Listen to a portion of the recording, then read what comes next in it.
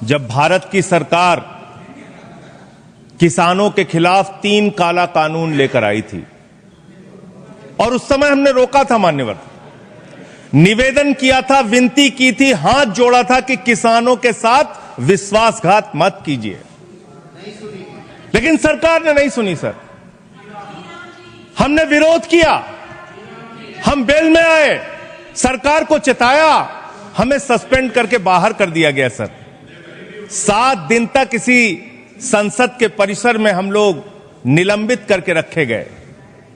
सरकार ने हमारी बात नहीं सुनी।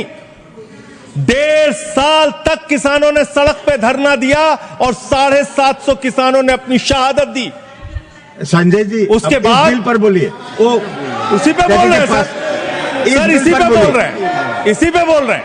किसानों पे बोल, इस देश का किसान, बोलिए, इस देश का मजदूर, इस देश का अन्नदाता। सर, आपका चेहरा आ रहा है, मेरा भाषण मेरा चल रहा है, चेहरा आपका आ रहा है। आपका इस देश का किसान, आपका आ रहा है, आपका आता है। इस देश का मजदूर, इस देश के करोड़ों लोग सड़कों पर उतरे, उनको खालिस्तानी कहा गया, पाकिस्तानी कहा गया, गोलियां चलाई गई, लाठियां चलाई गई, बड़े बड़े कील गाड़ दिए गए सड़कों पे। और 1.5 साल के बाद प्रधानमंत्री जी एक दिन प्रकट होते हैं, कहते हैं मेरी तपस्या में कमी हो गई, हम कानून वापस ले रहे हैं। आज मैं आपसे कहना चाहता हूं मान्यवर, यह ऐतिहासिक भूल आप करने जा रहे हैं, यह गुनाह और पाप आप दोबारा करने जा रहे हैं। और इस काले कानून को पास करने के बाद इस देश का मजदूर सड़कों पे उतरेगा, इस देश का किसान सड़कों पे उतरेगा, इस देश का आम आदमी सड़कों पे उतरेगा, जिसके पेट और पीठ दोनों पे आप छुरा मारने का काम कर रहे हैं। यह मैं कहना चाहता हूं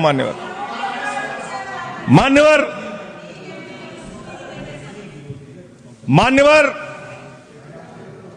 यह बिल किस मंशा और उद्देश्य के तहत लाया गया है?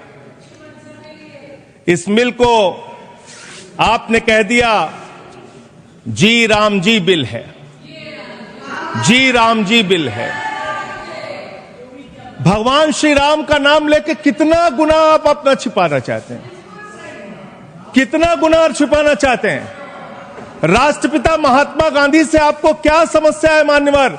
अरे वो राष्ट्रपिता महात्मा गांधी इतने महान है, इतने महान है, इतने महान है कि दुनिया के 80 देशों में उनकी प्रतिमा लगी हुई है मान्यवर, 80 देशों में। और जब G20 का सम्मेलन हुआ, दुनिया के तमाम राष्ट्राध्यक्ष आए, दुनिया के तमाम प्रधानमंत्री और राष्ट्रपति आए, तो भारत के प्रधानमंत्री को मजबूर होकर उसी राजघाट पर महात्मा गांधी के सामने सर झुकाना पड़ा। वो गोलवरकर की समाधि पे नहीं गए, गांधी की समाधि पे गए। वो गोडसे की समाधि पे नहीं गए, गांधी की समाधि पे गए। मान्यवर, इस बिल को पास कराने के लिए यहां बैठी हुई है, सभी चर्चा में जो भी अपनी बातें कह रहे हैं उसको गंभीरता से सुन रही है। मैं अभी संविधान देख रहा था, सभापति महोदय, संविधान देखने की बुरी आदत है। एक संविधान वो है जो डॉक्टर बाबा साहब अम्बेडकर ने बनाया, इसको बुरी आदत क्यों? जिसका आर्टिकल 49 है, और एक सेक्शन जो कल प्रेमचंद्रन जी ने 51A कहा था, जिसके कारण की मीसा का कानून आया। उसमें जो 2 नंबर है, जो इंदिरा गांधी लेकर आई, स्पीकर महोदय, ये कांग्रेसियों की दिक्कत ये है कि मैं जैसे खड़ा होता हूं वैसे ही चिल्लाने लगते हैं। अब आप देखिए कि संविधान चिल्लाते चिल्लाते इन्होंने पूरे देश को गुमराह किया, और मैं संविधान की बात कर रहा हूं तो ये बात कर रहे हैं।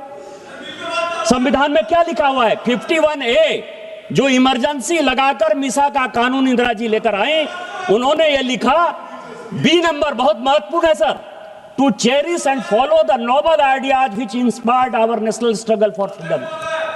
किसने किया? सत्य और अहिंसा की बात महात्मा गांधी ने की। राष्ट्रपिता महात्मा गांधी हैं। आर्टिकल 49 संविधान का यह कहता है कि महात्मा गांधी का नाम, राष्ट्रपति का नाम, उपराष्ट्रपति का नाम किसी भी योजना में नहीं हो सकता। कांग्रेस ने केवल भ्रष्टाचार के लिए, केवल पैसा कमाने के लिए बैंड बाजा बारात को लेकर सबको पता है कि मनरेगा जो योजना है, जितने यहां सांसद बैठे हुए हैं अपने दिल पर जो है हाथ रखकर बोलिए कि मनरेगा में भ्रष्टाचार है या नहीं। 50% कमीशन मनरेगा में है और ये किस लिए परेशान है? ये किस लिए परेशान है?